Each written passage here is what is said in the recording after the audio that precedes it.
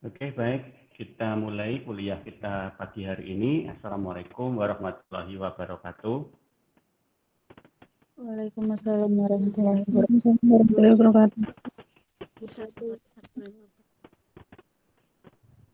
Alhamdulillah, bersyukurillah, wanikmatillah, la haula wala quwata illa billah.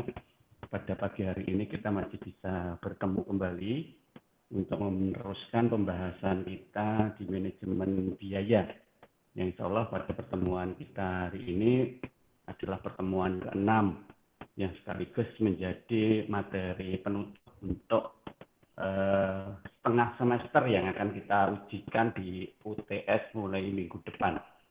Ya. Tak lupa saya ucapkan selamat menunaikan ibadah puasa bagi yang menjalankannya. Semoga dengan puasa kita pada tahun ini menjadikan kita pribadi yang lebih baik dari sebelumnya. Oke, baik. Karena ini materi kita yang ke-6, otomatis apa yang sudah kita bahas mulai pertemuan kita yang pertama kemarin, di dalam manajemen biaya, paling tidak sudah memunculkan sedikit gambaran terkait bagaimana kita harus melakukan pengendalian terhadap biaya. Tujuan dari perkuliahan kita ini sampai dengan setengah semester yang sudah kita lalui, paling tidak di dalam cara berpikir kita atas bagaimana biaya itu digunakan, tidak lagi dengan menggunakan logika counting ya, atau logikanya kasir gitu. Kalau logikanya counting atau kasir itu ya minta berapa ya dikeluarkan berapa begitu, sesuai dengan yang diminta. Ya, kemudian kita catat, kita laporkan, selesai. Itu kalau memang kita berada di posisi admin yang hanya bertugas untuk membuat pembukuan gitu ya. Tapi kan di dalam posisi ini, kita memposisikan diri sebagai pihak manajemen. Tidak tahu di manajemen level mana, yang jelas kalau kita sudah bicara tentang pengendalian, artinya kita sudah ikut di dalam mengambil keputusan dalam pengelolaan. Di mana yang kita pahami saat ini adalah mengelola biaya. Nah, bagaimana biaya itu nanti bisa efektif dan efisien serta mempunyai kontribusi dan transparansi bagi pihak yang menggunakannya. Intinya seperti itu. Oleh karena itulah seringkali kita melihat ketika biaya itu dianalisis, yang paling sering dipakai itu ya melihat tingkat efisiensinya, lihat bagaimana tingkat penyerapannya, bagaimana kebermanfaatannya, bagaimana pengelolaannya, biasanya seperti itu. Kemudian efektivitasnya, apakah sesuai dengan tujuan perencanaan di awal, sehingga nanti kita akan coba masukkan itu dalam biasanya 3-4 tahap, mulai dari perencanaan, kemudian pelaporan, dan evaluasi, biasanya seperti itu. Nah, karena itulah, maka kita juga harus berpikir dari arah yang sama. Ya, kalau kita tahu bahwa nanti penggunaannya akan menghasilkan suatu laporan atau suatu gambaran yang seperti itu, berarti kita juga harus berpikir dari arah yang sama. Sehingga kita tidak lagi bicara biaya itu sekedar hanya bagaimana kita mengeluarkan dari anggaran. Tidak lagi kita bicara biaya itu terkait dengan sejumlah yang harus kita biayai, yang kita danai. Tidak ya, karena itu logikanya kasir. Ya, kalau kasir itu kan posisi tinggal melakukan perintah dari pimpinan, jadi pelaksana teknis saja. Sedangkan kalau di dalam manajemen itu bukan pelaksana teknis. Manajemen itu pihak yang nanti melakukan pengendalian. Ya, manage ya, pengendalian. Nah, oleh karena itulah maka beberapa cara yang kemarin sudah kita diskusikan harusnya menjadi dasar untuk melakukan manage tersebut. Oke, bagi yang nanti memang belum memahami dari beberapa hal yang sudah kita bahas itu, monggo silahkan ditanyakan ya. Karena nanti kita akan coba evaluasi tingkat pemahamannya itu di ujian tengah semester. Untuk waktunya kapan nanti insya Allah akan saya kabari lewat grup ya, karena saya masih akan mencoba melihat jadwal yang dibagikan dari fakultas. Apakah nanti mengikuti jadwal kuliah kita atau memang beda. Yang jelas mulai minggu depan itu Fakultas Ekonomi sudah menyelenggarakan ujian tengah semester. Ya, nanti waktunya kapan kita diskusikan ulang aja. Oke, sebelum kita masuk ke materi kita hari ini, mungkin ada yang mau ditanyakan dari materi-materi sebelumnya, monggo silakan.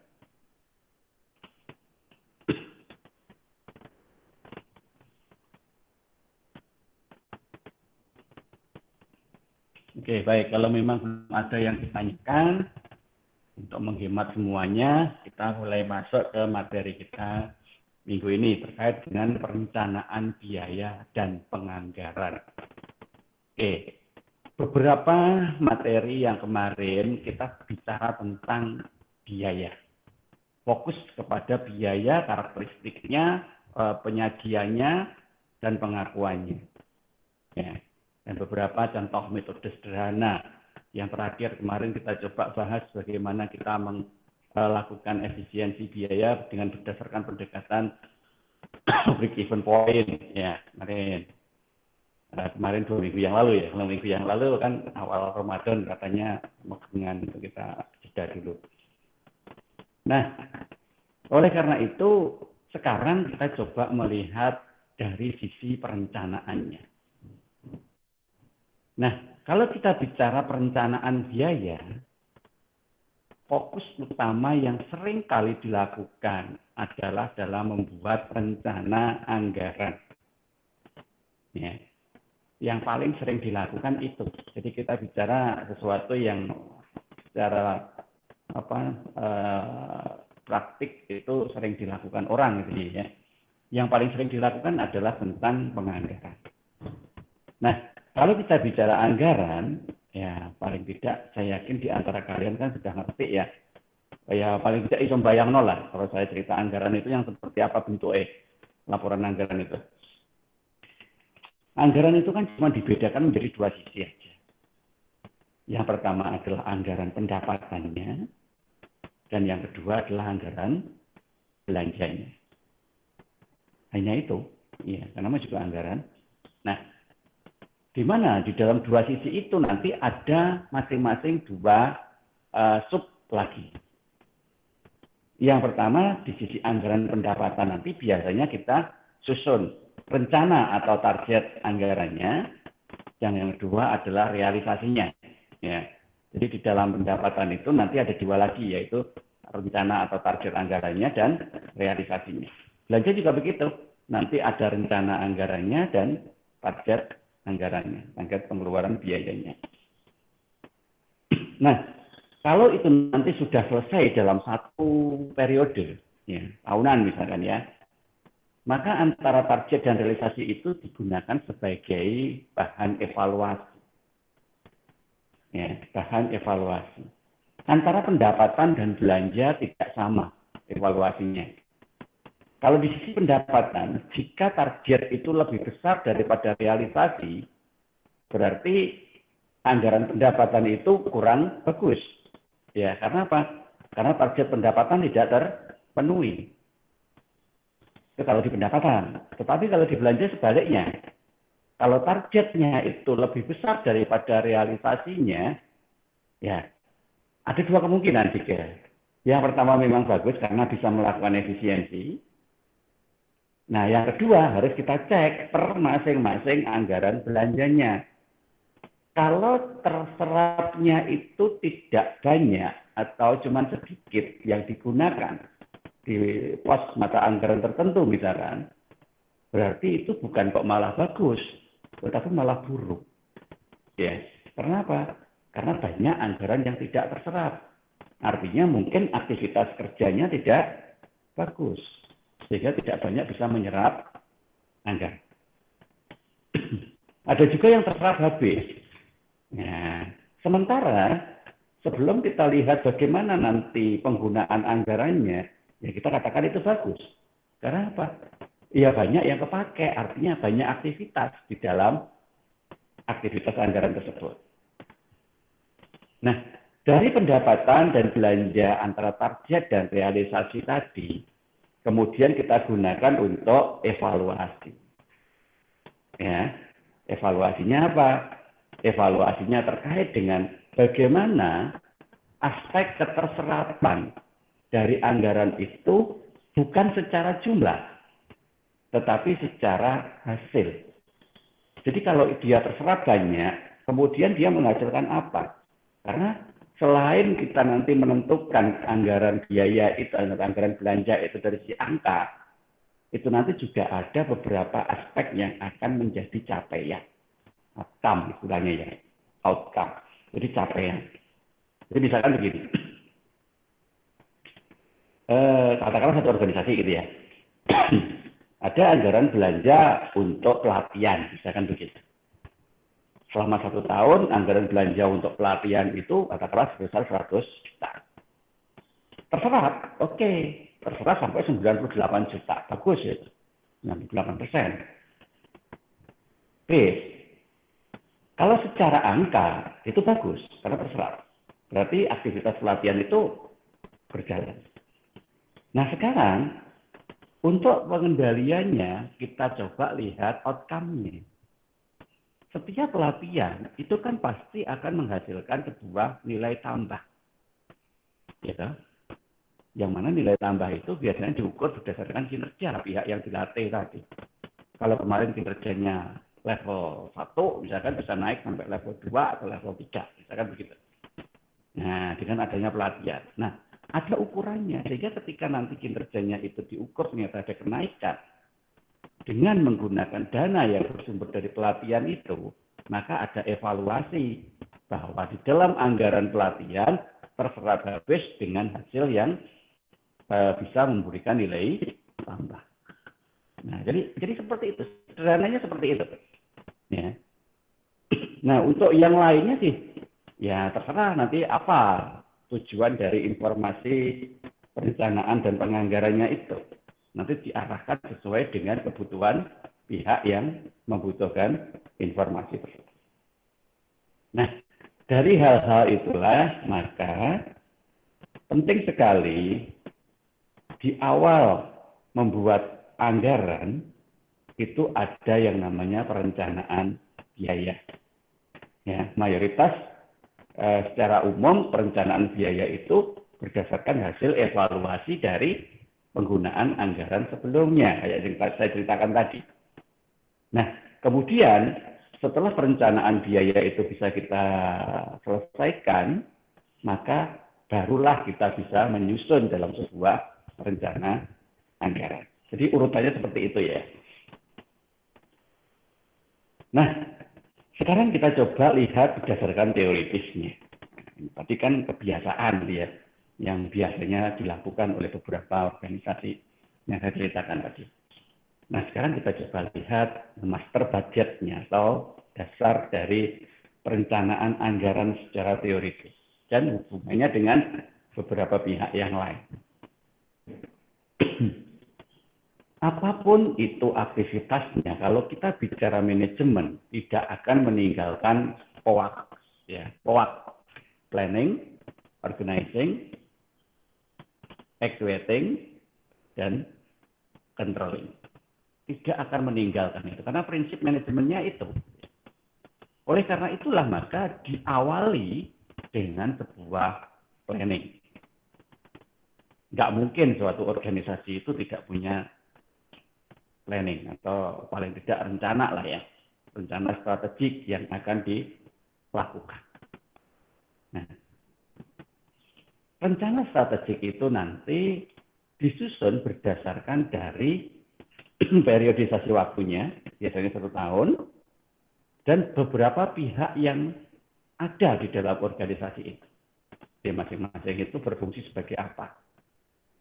Nah, dalam setiap fungsinya tentunya akan menghasilkan sebuah aktivitas. Dan masing-masing aktivitas itu nanti akan menghasilkan uraian kegiatan yang membutuhkan biaya. Ya. Nah, lebih mudahnya lagi, uraian aktivitas itu nanti juga harus ditentukan. Apakah dia punya jangka yang pendek, short term, atau jangka yang panjang, long term. Karena posisinya ini berbatas waktu selama 1 tahun, maka short term-nya adalah bulanan, long term-nya adalah dalam akumulasi selama 1 tahun itu. Nah, masing-masing perencanaan di short term maupun long term itu akhirnya akan menghasilkan sebuah budget, sebuah rencana anggaran, ya, di mana rencana itu lebih fokus untuk mendukung aktivitas operasional dari organisasi tersebut. Nah, semua hal yang menjadi proses perjalanan waktu di dalam anggarannya itu menjadi sebuah feedback. Ya. Ini menjadi sebuah feedback. Feedback bagi apa? Feedback bagi pihak manajemen dari controllingnya. Nah, seperti yang saya sampaikan tadi bahwa controllingnya itu biasanya dilakukan dengan mengcompare, membandingkan antara actual result with planned amounts. Ya. Jadi kita bandingkan dengan kondisi yang real, pendapatan yang real atau belanja yang real dengan yang dianggarkan tadi. Nah, disinilah nanti akan muncul deviasi. Deviasi itulah nanti yang dipakai untuk indikator controllingnya. Seperti tadi saya katakan, apakah memang dia keterserapan dengan menghasilkan nilai tambah, keterserapan tanpa menghasilkan nilai tambah, atau justru malah tidak terserap. Nah, di sini. Ini yang harus kita pahami secara mendasar dulu. Nah, kenapa harus seperti itu? Ya, kita kembalikan ke tujuannya. Apa sih tujuan dari anggaran itu? Yang pertama, it force manager to plan. Jadi, harus memaksa seorang manajer itu untuk membuat perencanaan.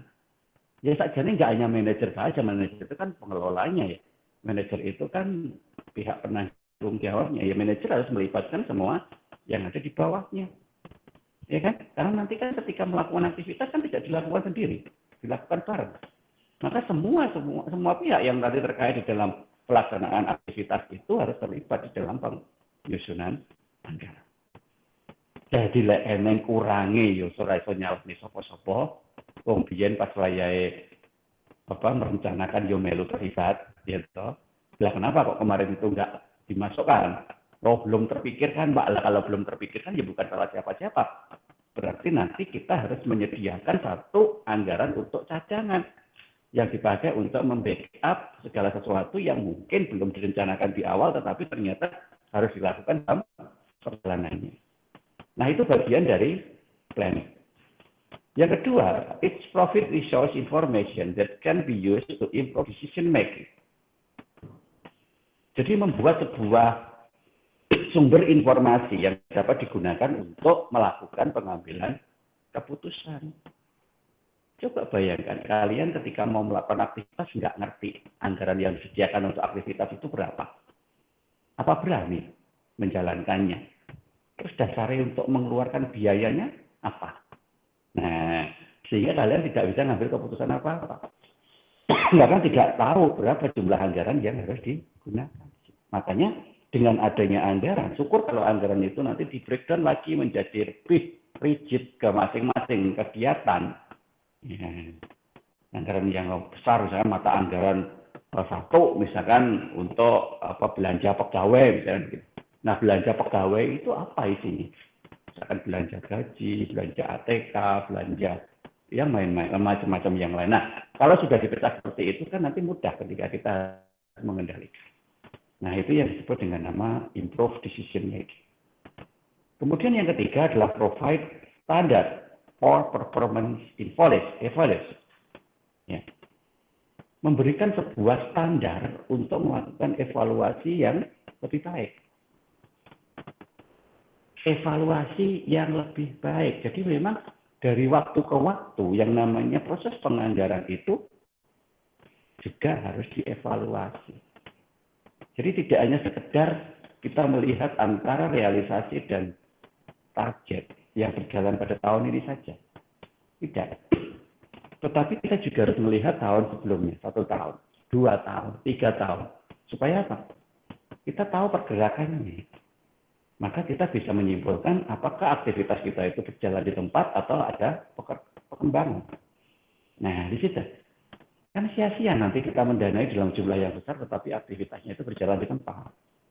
Ya kalau sekedar ada gitu aja, sekedar ngaku gitu aja.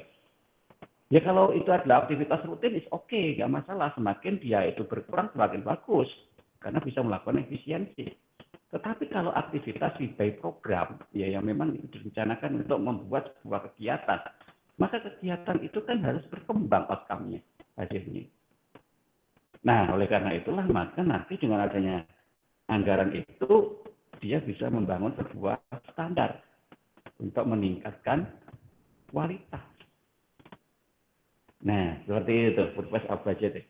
Kemudian yang keempat adalah improve communication and coordination. Ya, gue bahan omong-omongan lah. Antara di pihak pengelola dan pihak pelaksana. B, kamu melakukan aktivitas itu, ingat ya, anggarannya sekian. Misalkan begitu. Itu pun kalau bisa, jangan habis. Masih ada save. Ya, supaya kalau ada beberapa hal yang sifatnya mendadak dan tidak terencana, masih ada space untuk aktivitas kegiatannya. Nah, kan ada komunikasi dari pimpinan seperti itu. Nah, pihak pelaksana juga siapa? Nanti saya coba buatkan rencana penggunaan atau rencana belanja dari kegiatan itu. Sehingga ketika membangun rencana belanja, itu punya dasar. Coba bayangkan, membangun rencana belanja tetapi nggak ngerti anggaran yang dipakai untuk kegiatan itu berapa. Kan sakar PDW, barang-barang yang nggak berguna ditukoni kabeh. Aktivitas-aktivitas yang nggak ada hubungannya dilakukan semua. Artinya kan terjadi pembengkakan kan itu. Nah, kalau sudah digariskan, misalkan anggarannya 50 juta, ya sudah 50 juta itu jalankan. Ya.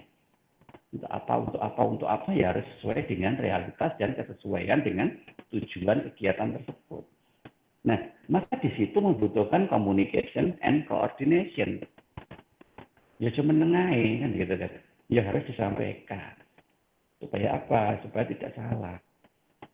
Nah, kalau menang-menangan naik, tiba-tiba nanti ketika disampaikan salah, maka akan jadi masalah di belakang. Nah, beberapa hal inilah yang secara umum menjadi purpose of budgeting. Ya. Nah, kemudian di dalam budgeting itu sendiri, ya, selain bentuk ya, kalau tadi saya nyebut ada 2 bentuk itu, bentuk secara umumnya aja.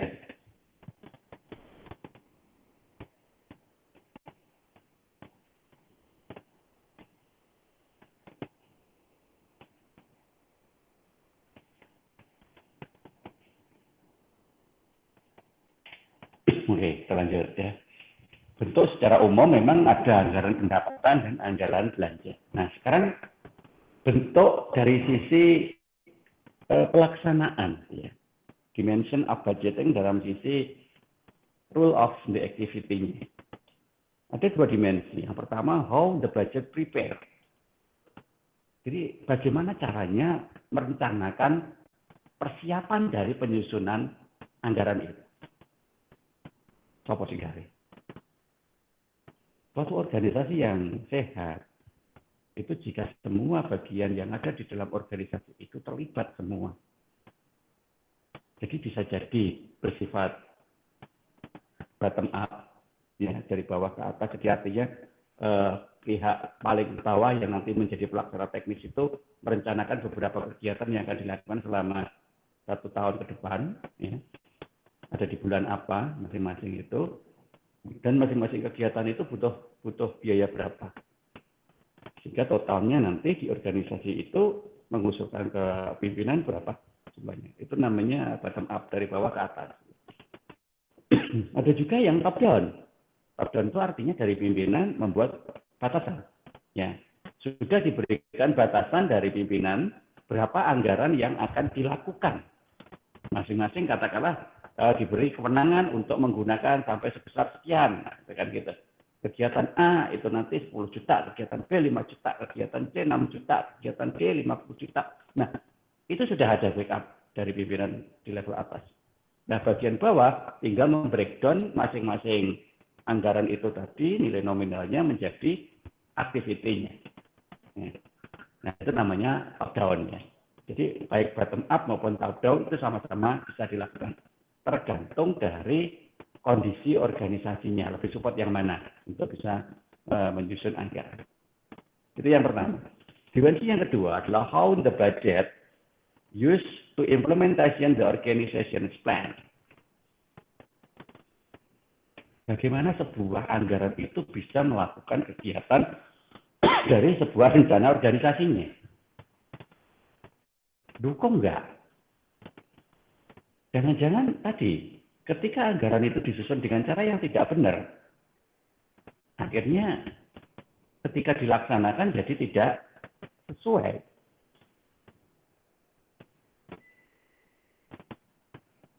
Nah, ini yang sering terjadi juga seperti itu.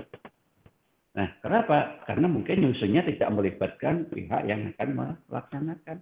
Disusun sendiri oleh jajaran manajer, padahal manajer itu hanya berdasarkan asumsi, perkiraan, gitu, sehingga ketika itu benar-benar digunakan, itu jadi masalah, karena tidak support. Nah, sehingga apa? Sehingga budget itu tidak bisa menghasilkan suatu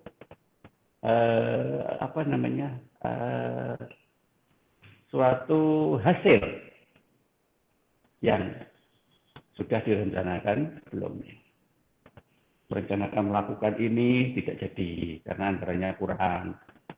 Ada anggaran lain kode untuk kegiatan tertentu, teman ternyata kegiatan itu tidak layak dilakukan di masa seperti sekarang ini, misalnya masa pandemi. Kegiatan itu besar karena melibatkan banyak orang. Nah, kan untuk saat ini untuk melibatkan banyak orang masih dibatasi, sehingga kayaknya nggak mungkin kita melakukan itu. Paling dilakukan hanya secara daring. Nah, secara daring itu biayanya lebih murah. Nah, terus kenapa kok itu kok anggarannya besar? Padahal yang ini yang digunakan untuk melakukan aktivitas, katakanlah malah anggarannya kecil, sehingga aktivitas belum sampai selesai, anggaran sudah habis. Nah, itu adalah segala sesuatu yang kita sebut dengan nama implement the organization plan. Ya. Sehingga memang benar-benar harus jeli ketika kita itu melakukan sebuah perencanaan. Ya. Sekali lagi ketika bicara budgeting, kata kuncinya ada di planningnya, ada di perencanaannya. Ya. Maka di situ memang harus berpikir secara visioner, berpikir ke depan. Gitu. Jadi tidak berpikir saat ini toh, tapi ke depan. Nah, ke depannya itu nanti dengan cara melihat apa yang sudah pernah kita capai sebelumnya. Nah, seperti itu ya. Jadi harusnya dipahami. Nah, kemudian yang fungsi dari master budget itu dasar teori yang dipakai untuk membangun anggarannya tadi ya.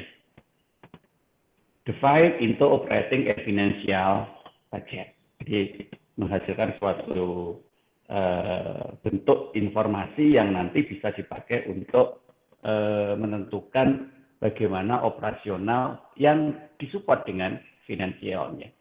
Jadi tidak sekedar hanya angen-angen, sekedar hanya rencana, tapi benar-benar rencana itu bisa dipakai.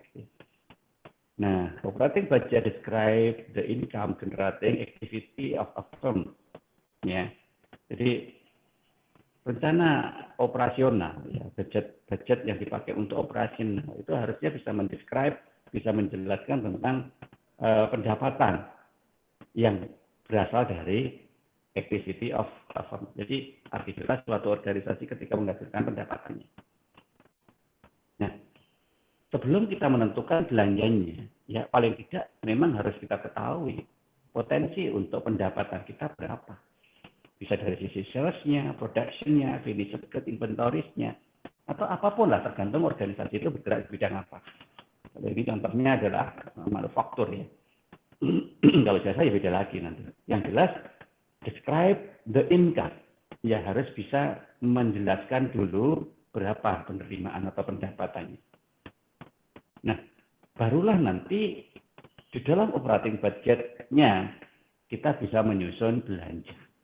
Jadi jangan sampai nyusun belanja dulu, baru nyusun pendapatan kebalik ya. Ya harus kita susun potensi pendapatannya dulu yang paling realistis. Kemudian dari situlah kita gunakan untuk menyusun belanjanya. Nah, keduanya nanti akan kita evaluasi. Evaluasi antara penerimaannya dan pengeluarannya. Sehingga menjadi yang namanya financial budget. Di mana financial budget adalah detail the inflow and outflow of cash and the overall financial position. Inflow dan outflow. Jadi seperti arus kas gitu ya. Karena kalau kita bicara budget, bicara anggaran itu lebih banyak cenderung bicara uang, bicara kas. Ya. Karena memang yang di situ yang berputar-putar ya uang. Ada uang masuk, ada uang keluar. Nah, di sini yang harus kita ketahui. Nah, apa aja nanti yang masuk kategori operating budget? Ini sekali lagi contohnya manufacturing ya. Kalau nanti ada di dagang atau mungkin di jasa beda lagi. Ya, itu bisa sales budget, production budget, basic material, basic report, dan lain-lain. Dan semuanya itu mirip dengan biaya produksi. Ya, karena nanti kalau di dalam akuntansi itu disebut sebagai biaya produksi. Ya kenapa? Ya karena dipakai untuk operatingnya. Operating dari sebuah perusahaan manufaktur ya biaya produksi. Nah, oke, silakan nanti dilihat aja. Nah, rata-rata sebuah organisasi itu pasti mengalami surplus dan minus setiap akhir periode. Ya. Surplus and minus. Baik itu secara parsial dari masing-masing mata anggaran maupun secara akumulatif antara pendapatan dan belanja. Kalau surplus, insya Allah secara total tidak ada masalah, gitu ya. Karena surplus anggaran tahun berjalan itu bisa dipakai untuk saldo awal di anggaran tahun berikutnya. Atau mungkin bisa digunakan untuk penyisihan yang dipakai untuk cadangan. Nah, tetapi kalau nanti minus, itu gimana? Ya, defisit, itu gimana? Sebelum kita bicara gimananya, apa yang harus dilakukan, ya kita harus evaluasi dulu apa yang menyebabkan itu terjadi.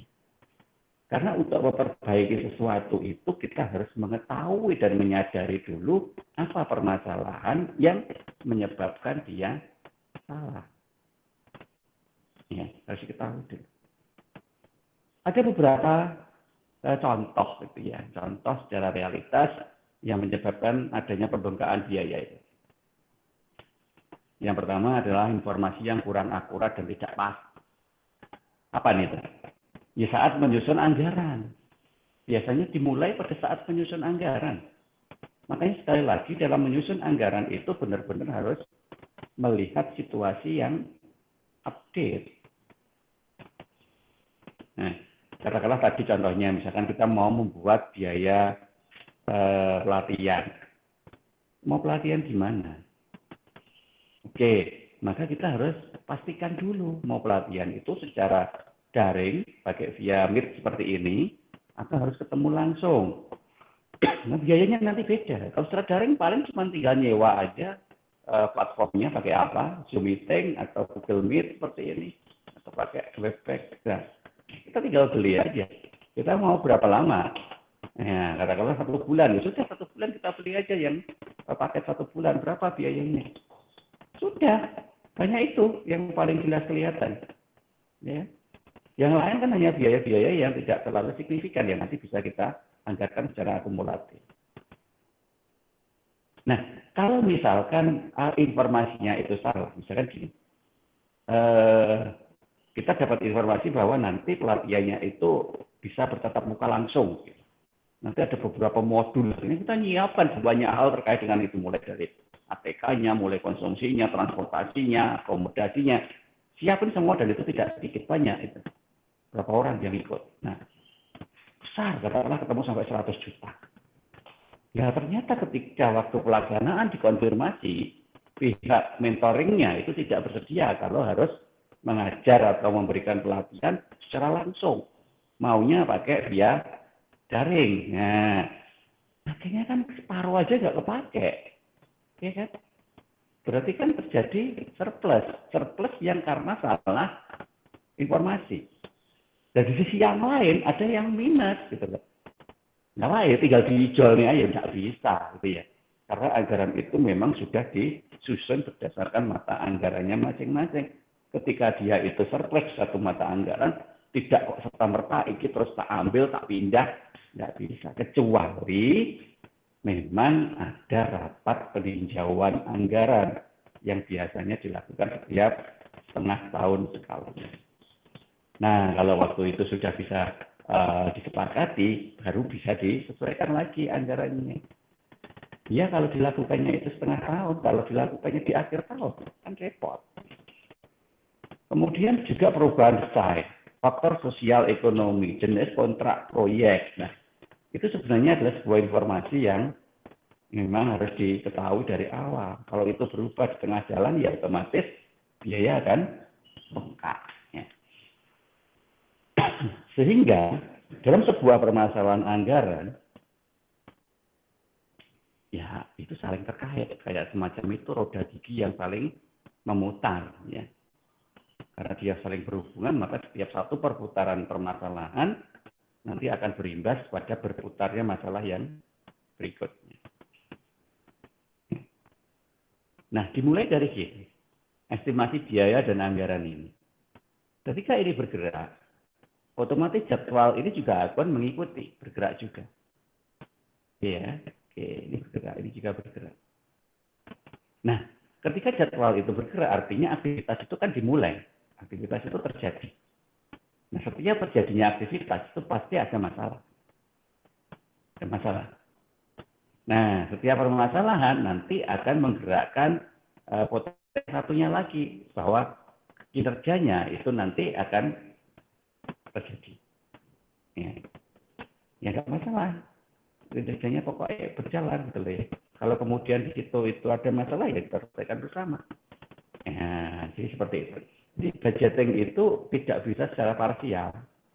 Masing-masing elemen yang terlibat di dalamnya itu harus bekerja bareng. Kalau secara parsial nanti tidak akan berjalan. Nah, ini kalau secara pengertian yang lain terkait dengan budgeting ya, penganggaran ya. Oke lah, secara pengertian aja. Nah, kemudian nanti di dalam perkiraan yang ada relevansinya dengan biaya yang tadi sudah saya coba deskripsikan tadi ya. Itu kalau dikelompokkan ya paling cuma 3 seperti biaya pada umumnya aja. Biaya tenaga kerja langsung, biaya tenaga kerja tidak langsung, dan biaya overhead dan administrasi umum. Nah, ini yang nanti akan menjadi orientasi prediksi dari penggunaan biayanya. Nah, kemudian setelah laporan biaya itu nanti terjadi, dan ternyata kita juga harus membuat laporan dalam sisi accounting, maka kita harus mampu membuat keterkaitan antara mata anggaran yang berjalan itu nanti akan terlaporkan dalam sebuah bagian akun rekening apa di dalam laporan keuangan. Maka kita membentuk yang namanya rekening biaya atau cost account. Ya.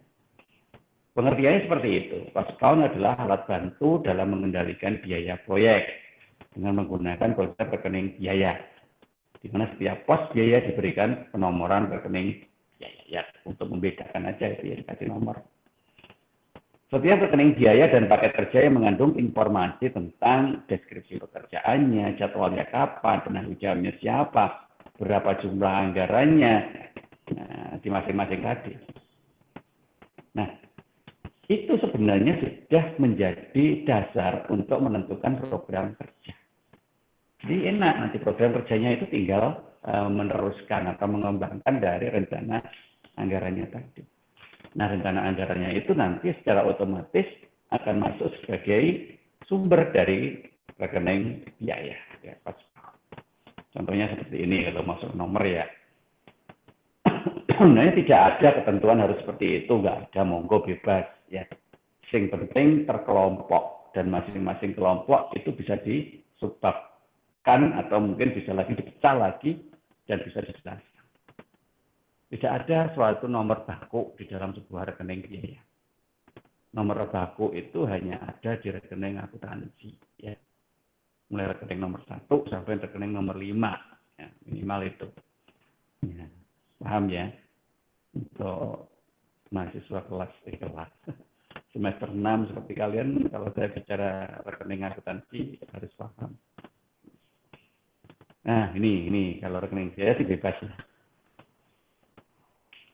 Nah, yang sering kali bagi pemula, ya, bagi yang baru mencoba melakukan, itu muncul banyak masalah, yaitu ketika mencoba melakukan estimasi. Ya. Bagaimanapun juga di dalam sebuah planning, memang kita tidak bisa membuat kepastian, namanya juga perencanaan ya.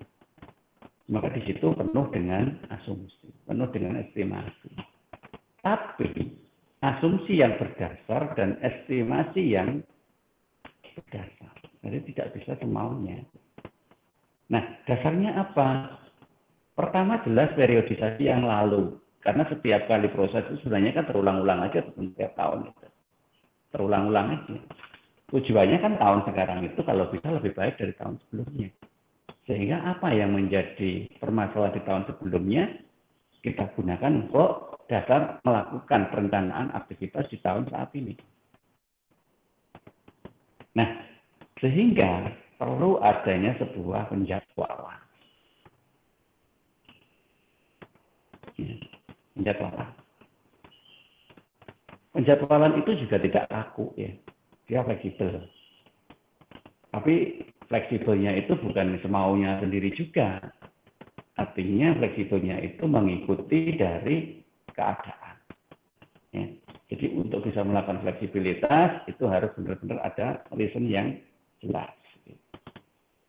Nah, nanti secara perencanaan jadwal itu sudah dianggap kaku ya. Jadi perubahan itu hanya bisa dilakukan setelah aktivitas itu dilakukan. Tidak boleh wong dilakukan masih jauh kemudian jadwalnya diganti, nggak bisa. Ya, nggak bisa. Jadi gantinya jadwal itu ketika dia akan dilakukan. Nah, sehingga nanti sudah jelas aktiviti-aktivitinya itu akan berjalan kapan. Sehingga kalau nanti harus kita bandingkan dengan potensi pendapatannya, maka kita bisa membuat estimasi bahwa di bulan kedua, bulan ketiga, bulan keempat, dan seterusnya, itu nanti potensi pendapatannya seperti apa, potensi penggunaannya seperti apa. Sehingga efektivitas dan efisiensinya itu terjaga terus. Nah, seperti itu. Tujuan dari sebuah estimasi biaya, ya ada beberapa hal seperti itu ya. Untuk membuat perkiraan biaya, bisa jadi ada satu proyek yang kita untung, ada satu proyek yang kita rugi, ya, sehingga nanti kita harus bisa membuat rata-ratanya itu tetap untung, sehingga disupport oleh sejumlah penerimaan pada saat kita menghasilkan keuntungan. Atau mungkin adanya suatu estimasi yang terlalu rendah, perkiraan biaya yang terlalu rendah. Ya, kalau estimasinya terlalu rendah kan otomatis proyeknya itu tidak bisa dijalankan progresnya. Berarti nanti harus ada perubahan. Di mana perkiraan biaya itu nanti memang digunakan untuk membuat sebuah perbandingan antara realitas yang logis dengan potensi yang akan diperoleh. Nah, estimasi biaya yang paling mendasar itu biasanya dipakai untuk menentukan biaya tenaga kerja dan juga biaya bahan baku lah. Nah, seperti ini tadi caranya yang tadi saya katakan, bisa top down, bisa bottom up. Atau di sini secara teoritis juga ada yang namanya kombinasi. Kombinasi itu di sisi yang awal ya, di sisi yang paling teknis itu sumbernya adalah bottom up. Jadi disusun oleh pihak yang akan melaksanakan semuanya. Itu di sisi teknis. Tetapi nanti di sisi pengendalian itu dilakukan oleh top manager. Sehingga nanti top manager membuat sebuah batasan, ya ada top down-nya dalam sisi batasan. Jadi itu yang namanya kombinasi. Jadi dari bawah mengusulkan, dari atas membatasi, sehingga ketemu di tengah. Nanti disepakati berapa yang bisa digunakan. Itu namanya kombinasi antara bottom up dan top down. Prosesnya bagaimana membuat estimasi? Ya tergantung dari metodenya tadi apa. Misalkan ini kita pakai secara top down. Top down itu dilakukan karena dianggap yang namanya manajemen, pihak manajemen, pimpinan, ya, itu memiliki banyak pengalaman, banyak pengetahuan, banyak informasi, ya, yang nanti akan digunakan untuk membuat pertimbangan, ya, membuat pertimbangan. Nah, sehingga informasinya nanti akan digabungkan mulai dari top management, middle management, atau mungkin lower management. Ya, digabung aja.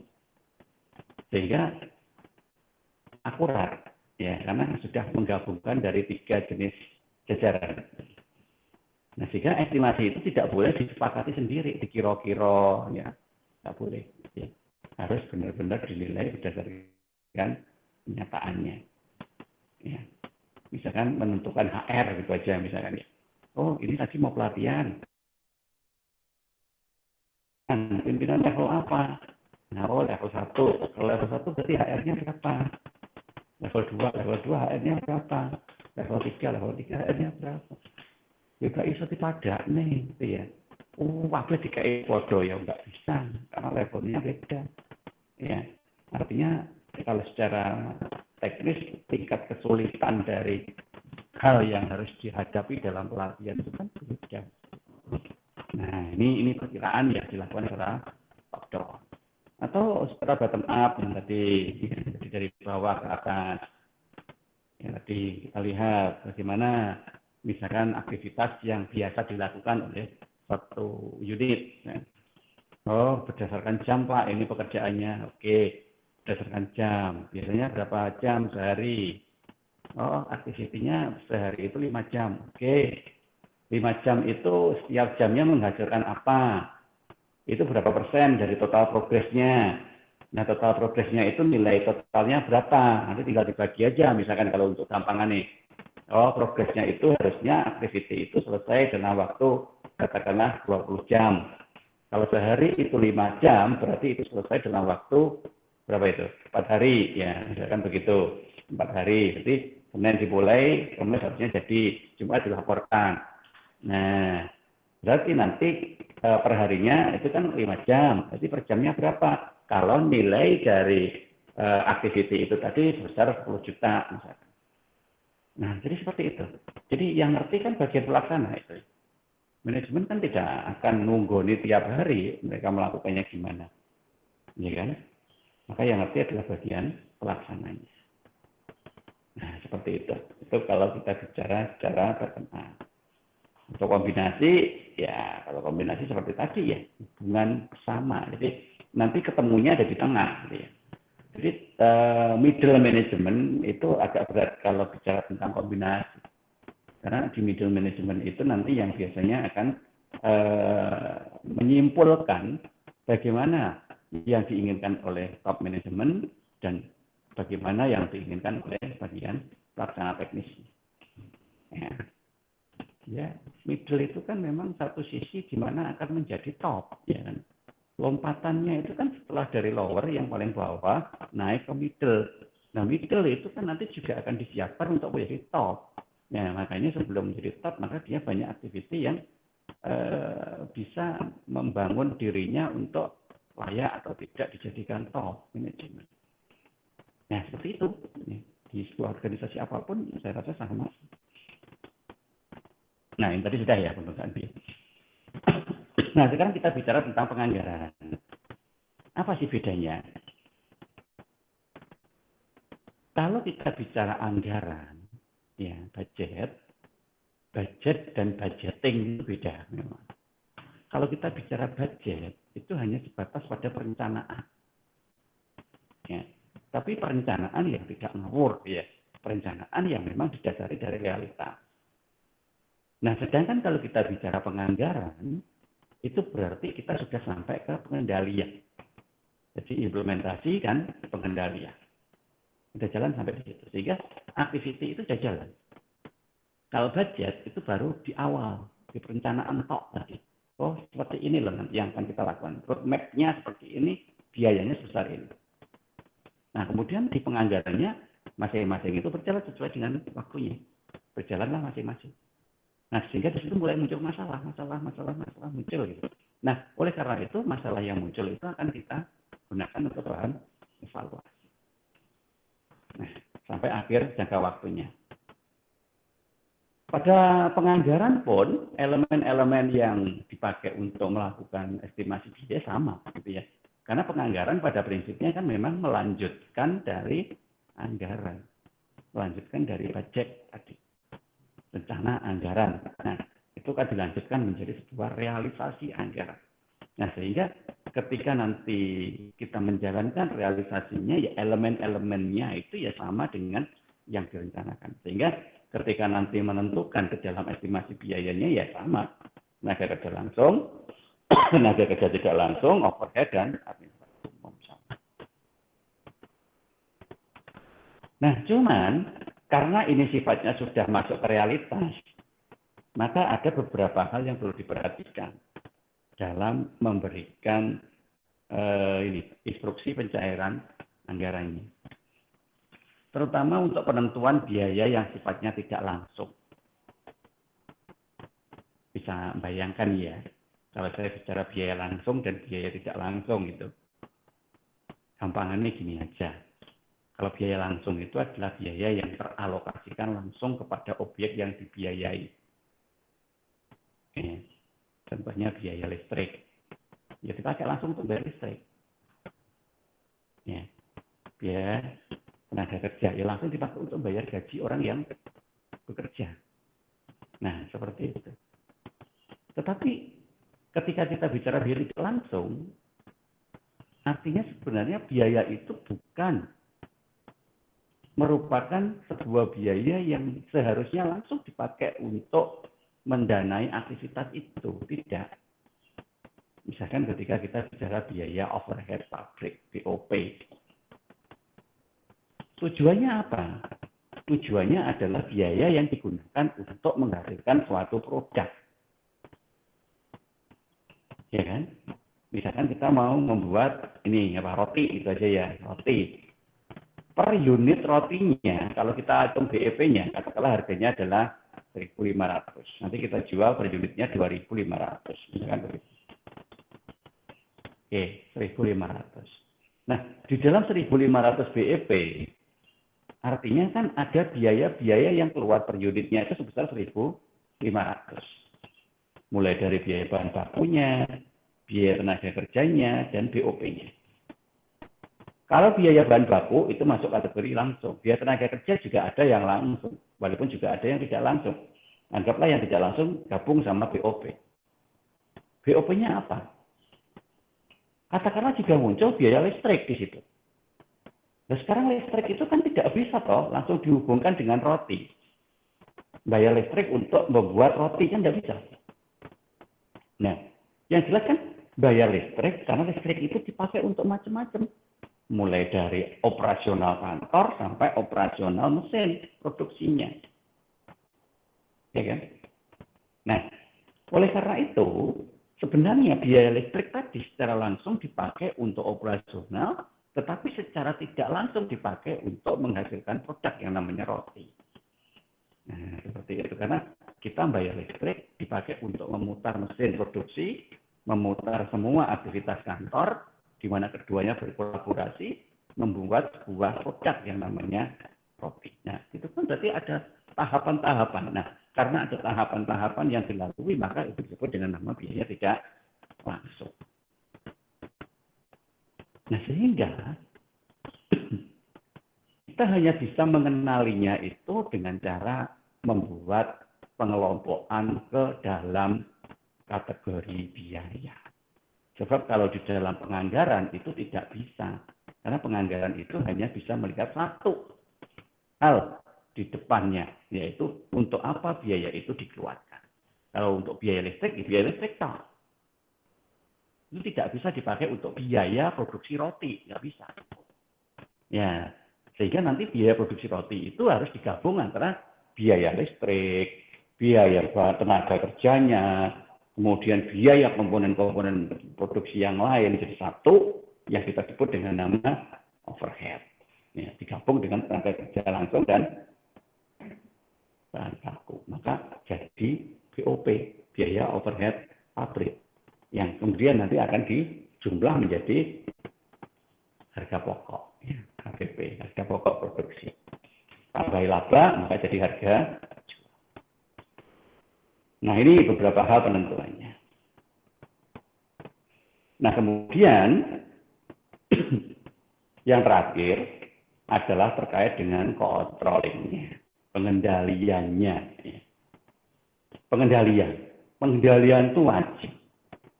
Karena kalau tidak ada pengendalian, kita tidak akan bisa membuat kesimpulan apakah budget yang kita rencanakan tadi dalam realisasinya dianggap dalam kategori yang berhasil atau tidak. Ya, dianggap kategori berhasil atau tidak. Disebut berhasil, ya jika tadi minimal apa yang kita rencanakan sesuai dengan apa yang kita kerjakan. Minimal gitu ya. Ya, sesuai itu dalam dua hal. Yang pertama adalah dari sisi pembebanan biayanya, dan yang kedua adalah pencapaian tujuannya. Nah, oleh karena itulah, maka di dalam analisis ini nanti itu fungsinya akan mensinkronisasi mulai dari awal ketika biaya itu direncanakan dan ketika nanti biaya itu sudah realisasi. Maka di situ kembali lagi melihat bagaimana dulu pengeluaran suatu proyek dan asumsi yang dipakai untuk pengeluaran tersebut. Jadi ketika misalkan asumsinya itu tidak ada pandemi, misalkan seperti itu ya, peramalannya itu dalam situasi yang normal, ya. Kemudian ternyata kemarin terjadi pandemi selama 2 tahun ini, hasilnya itu turun, ya, maka turunnya itu tidak serta-merta kita katakan bahwa apa yang kita rencanakan itu gagal. Tidak. Ya. Tetapi perlu ada adjustment, penyesuaian. Karena situasinya berubah mendadak gara-gara sesuatu yang tidak kita duga sebelumnya.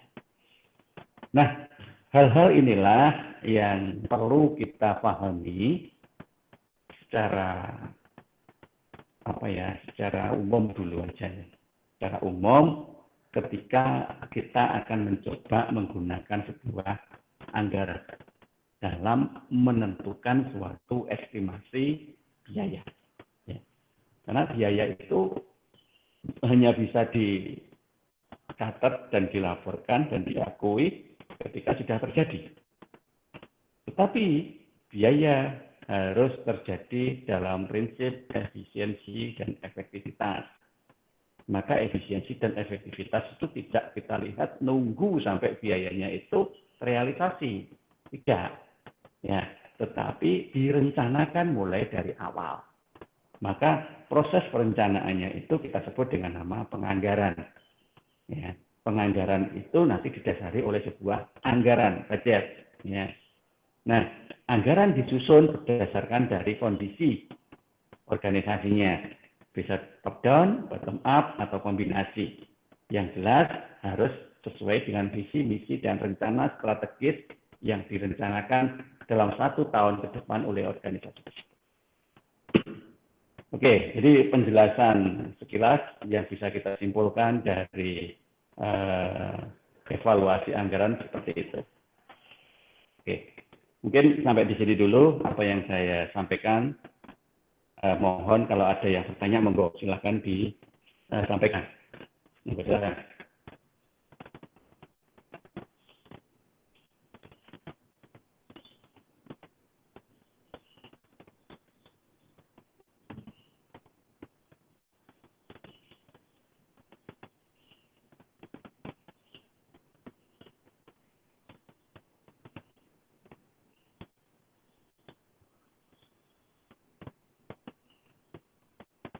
Oke, nggak ada yang meng-unmute speakernya?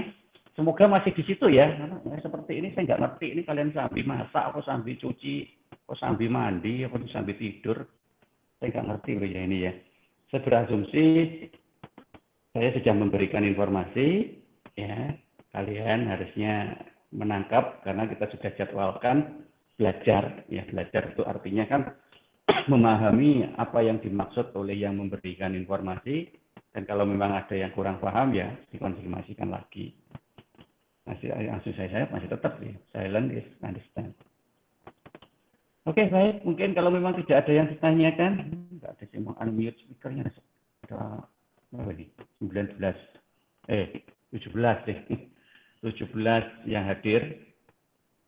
Bagi yang belum absen, monggo silakan melakukan absensi mumpung masih buka absennya, karena kita masih di proses perkuliahan. Maaf Pak, mau tanya. Iya, siapa ini? Oh, Mbak Alfi. Ya, ini Mbak Alfi. Gimana Mbak Alfi? Tadi kan anggaran tuh ada dua, yang satu anggaran perencanaan, yang satu anggaran pendapatan, yang satu biaya. Terus Belanja. iyalah, yang anggaran belanja itu kan endingnya nanti dialokasikan ke kegiatan yang pastinya akan menimbulkan biaya. Nah, jika dalam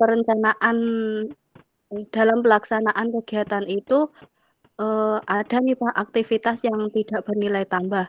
Itu cara yang paling efektif untuk mengidentifikasinya bagaimana? Dan kalau sudah teridentifikasi, tindak lanjutnya itu harus nunggu di akhir periode anggaran atau ya sewaktu-waktu. Terima kasih Pak. Oke, Mbak Alfi. Bagus sekali pertanyaannya. Iya, saya senang ada pertanyaan-pertanyaan yang realistis gitu ya. Ini Mbak Alfi mungkin pernah ikut organisasi apa gitu ya. Yang penting jangan organisasi yang radikal ya. Oke, baik. Jadi begini teman-teman, maksudnya Mbak Alfi itu ya. Anggaran itu kan ada dua sisi ya, sisi anggaran pendapatan dan dimensi loh ya, bentuk ini ya. Sisi bentuk anggaran pendapatan dan anggaran belanja. Kalau prinsipnya itu anggaran berimbang, maka jumlah pendapatan nanti harus sama dengan jumlah belanja, kayak di anggaran pemerintah daerah itu. Ya, kalau kelebihan itu sisa itu namanya silva. Ya. Jadi itu harus kembali ke kas negara. Makanya pemerintah daerah itu harus menghabiskan. Nah, kapan dia harus menghabiskan? Ya biasanya di akhir tahun, di bulan-bulan Desember, sehingga kadang-kadang itu ada aktivitas-aktivitas yang masih nggak bernilai tambah pun juga dilakukan gitu. Mungkin entek anggaran nyapuk harus habis ya supaya nanti tahun berikutnya dikasih dengan jumlah yang sama. Sebab nanti kalau tidak habis, maka tahun berikutnya jumlah yang dialokasikan dipotong dengan sisa yang dikembalikan ke kas negara. Gitu. Kalau sekarang diberi 10, ternyata hanya menghabiskan 9, berarti yang satu kan harus balik nih. Nah, tahun depan ya dikasih 9, tidak lagi 10. Nah, seperti itu. Makanya ya sebuah pembicaraan ini habis. Itu kalau anggaran berimbang. Tapi juga ada anggaran dengan nilai selisih lebih. Nah, selisih lebihnya nanti dipakai untuk saldo anggaran tahun berikutnya. Itu biasanya kalau di non-pemerintah daerah. Nah, kalau di pemerintah daerah, seperti yang tadi Mbak Alfi tanyakan itu sepertinya tidak begitu berlaku, Mbak Alfi. Karena orientasinya adalah menghabiskan anggaran yang sudah direncanakan. Nah, supaya selamat tahun berikutnya nanti tetap dikasih anggaran yang sama. Tapi di non-pemerintah daerah, di mana anggaran pendapatannya itu benar-benar hasil dari upaya sendiri. Ya, maka dia biasanya menerapkan anggaran berimbang, tetapi tetap berorientasi pada saldo akhir. Ya, jadi harapannya sih ada surplus, nggak sampai defisit. Ya. Anggarannya surplus, karena dengan adanya surplus itu artinya nanti ada uang yang bisa di-save untuk dipakai tambahan pendapatan tahun berikutnya. Kalau tahun ini katakanlah pendapatannya itu 10, ternyata 10 itu ada sisa 1, gitu ya misalkan ya. Maka tahun berikutnya kan ketika dikasih anggaran 10, ditambah lagi 1 jadi 11. Sehingga aktivitasnya bisa lebih berkembang lagi, karena jumlah anggaran yang berikan itu semakin banyak. Ya, nah seperti itu. Nah sekarang bagaimana kalau misalkan itu terjadi suatu hal yang tidak efektif nih dari sisi capaiannya, di mana itu baru konangan itu di pertengahan jalan. Nah, biasanya yang seperti itu yang melakukan evaluasi anggaran. Yang melakukan evaluasi anggaran setiap 6 bulan atau setiap setengah tahun. Ya, dan biasanya juga yang melakukan seperti itu pasti bukan pemerintahan, tetapi pihak non-pemerintahan atau anggaran yang berjalan berdasarkan pendapatan yang dihasilkan sendiri. Katakanlah suatu organisasi usaha, katakanlah begitu aja. Nah, ketika misalkan di pertengahan periode tadi terlihat bahwa efektivitasnya itu dipertanyakan, dan itu tidak perlu kita mencari kesalahan loh ya. Kadang secara spontanitas manusiawi kita langsung menyalahkan itu. Lebih biar kalau dilolos nih ini maksudnya apa? Nah, secara tendensi kan itu sudah menyalahkan pihak yang mengizinkan. Percuma juga ngapain kita cari siapa yang salah, siapa yang benar, di situ tidak perlu dia. Jadi ketika nanti kita sudah menemukan bahwa aktivitas itu ternyata tidak efisien pada pertengahan tahun ketika kita evaluasi, bisa jadi itu karena perubahan waktu. Dulu pada saat awal menyusun anggaran, aktivitas itu masih dianggap efisien. Tapi seiring dengan perubahan waktu, ada beberapa aktivitas lain yang mensupport sehingga aktivitas yang lama tadi menjadi seolah-olah tidak efisien. Nah ini gimana? Dilanjut atau tidak? Gitu ya Pak Alfi. Lanjut atau tidak? Setiap kali perubahan anggaran, seperti yang tadi saya sampaikan, harus disepakati bersama. Ya, harus disepakati bersama antara seluruh jajaran pihak manajemen dan pihak pelaksana. Dalam konteks realnya, Mbak Alfi, sesuatu yang memang sudah ditemukan reason bahwa itu tidak efektif atau mungkin pengeluarannya tidak efisien, maka itu harus diubah secara rasional ya, secara rasional dalam kenyataannya itu. Di realitasnya harus diubah menjadi bentuk perencanaan yang lain, ya, dengan jumlah anggaran yang sama dengan anggaran yang disepakati sebelumnya. Contohnya gini, katakanlah yang dianggap tidak efektif itu tadi adalah pembelian kendaraan bermotor. Misalkan begitu ya, Mbak. Dulu, ketika kita merencanakan itu, diasumsikan kondisinya normal. Tetapi ternyata kondisinya seperti saat ini, di mana orang mau berpergian pun dibatasi. Bahkan segala sesuatunya kita nggak harus berpergian, tapi sudah kita bisa bertemu dengan menggunakan hal-hal seperti ini, dengan media-media platform rapat-rapat online seperti ini. Nah, sehingga beli mobil, katakanlah begitu ya, itu bukan solusi yang terbaik. Sudah tidak efektif lagi. Anggaran juga tidak efisien. Beli mobil itu kan ya mahal gitu ya. Katakanlah anggarannya sampai 400 juta. Nah, buat apa beli mobil? Wah, mobil yang sudah ada aja nggak banyak kepake loh. Wah, segala sesuatunya sekarang bisa kita lakukan tanpa harus berpergian kemana-mana. Nah, berarti di pertengahan tahun kan ketemu ini. Nah, nggak usah beli mobil deh. Pending dulu aja beli mobilnya kapan-kapan, nggak tahu kapan, tapi jangan sekarang. Nah, terus dipakai untuk apa? Nah, dialihkan, Mbak. Dialihkan. Sekarang apa yang dibutuhkan untuk segala sesuatu yang sifatnya online? Katakanlah infrastruktur IT. Ya, kita butuh server tambahan, kita butuh komputer tambahan, kita bangun jaringan tambahan, kita perkuat lagi bandwidth internetnya misalnya. Dan itu butuh biaya. Maka 400 juta yang rencana dipakai untuk beli mobil tadi, kita alihkan untuk itu. Belikan komputer, belikan jaringan, belikan ini, belikan itu, atau untuk pelatihan pihak pengelola jaringan ini. Nah, karena memang yang dibutuhkan saat ini adalah itu, infrastruktur IT-nya itu. supaya semuanya berjalan lancar. Nah, sehingga beli mobil cancel karena itu tidak efektif lagi. Ya. Nah, seperti itu. Jadi memang fungsi dari peninjauan anggaran itu selain melihat tentang bagaimana keterserapannya, juga melihat apakah dalam periode ke depan aktivitas-aktivitas yang belum dijalankan itu masih dianggap efektif dan efisien atau tidak. Kalau tidak, berarti harus dialihkan. Jadi bukan kemudian dibatalkan ya. So, kalau dibatalkan itu nanti uangnya kemana? Kan gitu kan? Nanti kan akan selisih gitu kan. Pendapatannya tetap, asumsinya, tapi belanjanya dikurangi. Nah, akhirnya sejumlah yang dikurangi itu kan akan terjadi selisih. Selisih itu nanti tidak akan menyebabkan anggaran jadi berimbang, atau kalau anggarannya berbasis saldo pun, selisih itu juga belum dianggap sebagai saldo. Kenapa? Ya karena itu masih belum dilakukan. Maka yang biasa dilakukan adalah dengan menyesuaikan, dengan mengalihkan pada sebuah perencanaan baru yang dinilai lebih efektif.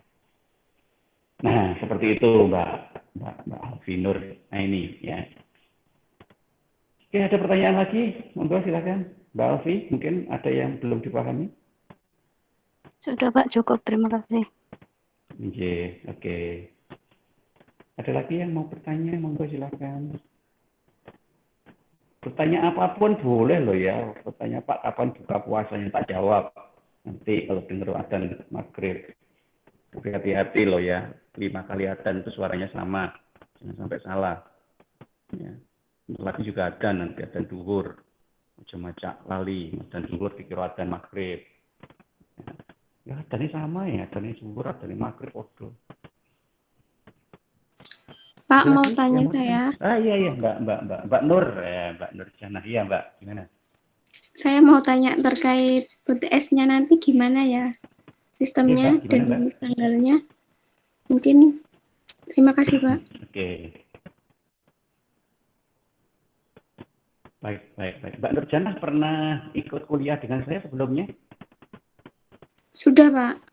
Semester lalu. Mata kuliah apa? Apa kemarin, Mbak? Mata kuliah apa Mbak Nur Jana kemarin?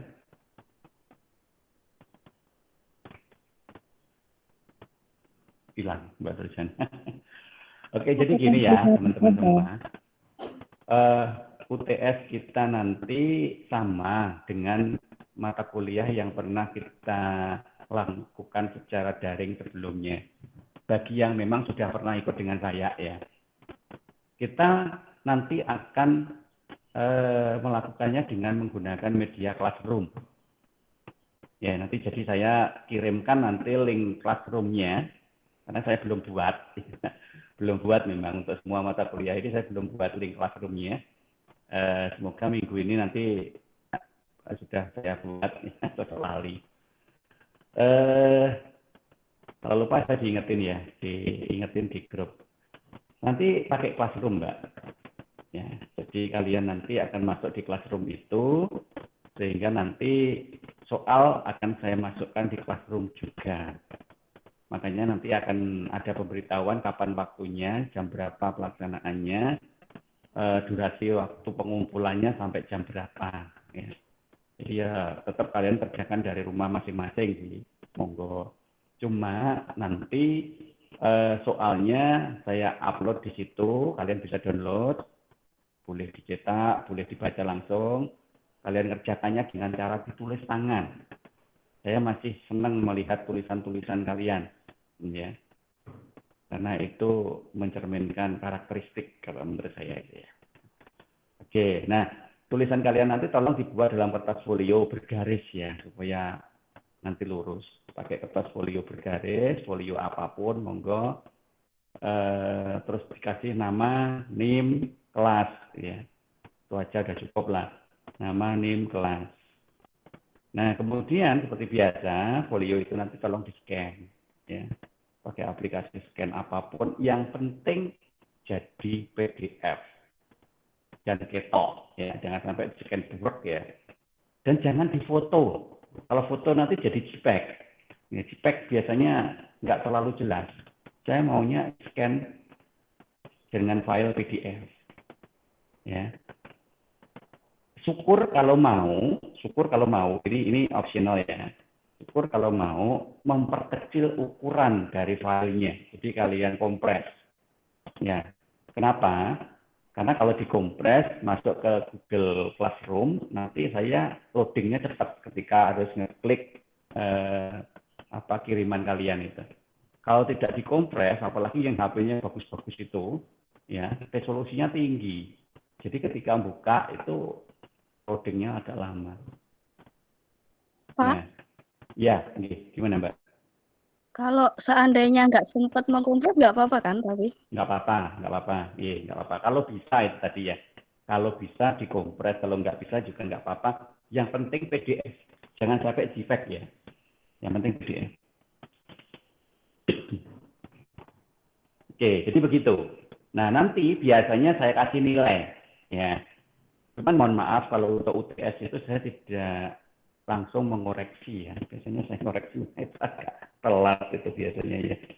Ya karena memang belum perlu untuk diinput karena nanti nilai UTS akan diinput bareng dengan nilai UAS untuk menghasilkan nilai akhir.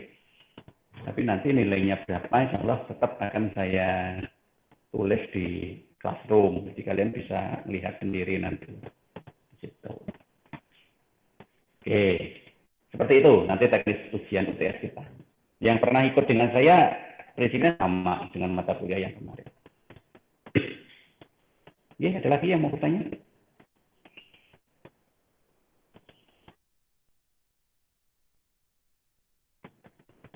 Oke, baik. Kalau memang belum ada yang ditanyakan, monggo nanti kalau baru kepikirannya setelah buka puasa, ini rada luwe-luwe ini mikir angel. Apa nanti setelah buka keluarkan Pak ngantuk. Kapan mikirnya? Nah, nanti monggo silakan di WA ke saya saja. Tanya apalah monggo ya. Saya berharap sebenarnya gini ya. Kalian kan sudah semester 6. Ini sudah UTS. Setelah lagi UAS. Kalau sudah UAS kalian nanti akan daftar ulang lagi semester 7. Bukan masalah bayarnya. Kalau bayar itu saya yakin kalian sudah tahu itu berapa dan kapan waktunya, paham kan itu. Tapi yang paling penting itu semester 7 itu adalah awal penentuan dari akhir kuliah kalian di Unmu ini. Ya. Sehingga nyuri start tidak apa-apa sih. Kalau menurut saya malah saya sarankan nyuri start aja dulu. Saat ini ya kalau memang bisa melonggarkan waktu, monggo berkenalan dengan yang namanya skripsi. Yang mulai dari proposal tentunya. Ya, silakan berkenalan. Ya, kalau tak kenal maka tak bisa kerjakan. Gitu ya. Nah, caranya gimana?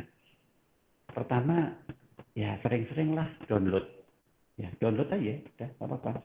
Kalau mau ke kampus ya nanti ke perpus gitu. Tapi kalau maunya dari rumah ya download aja. Sekarang banyak kok ya.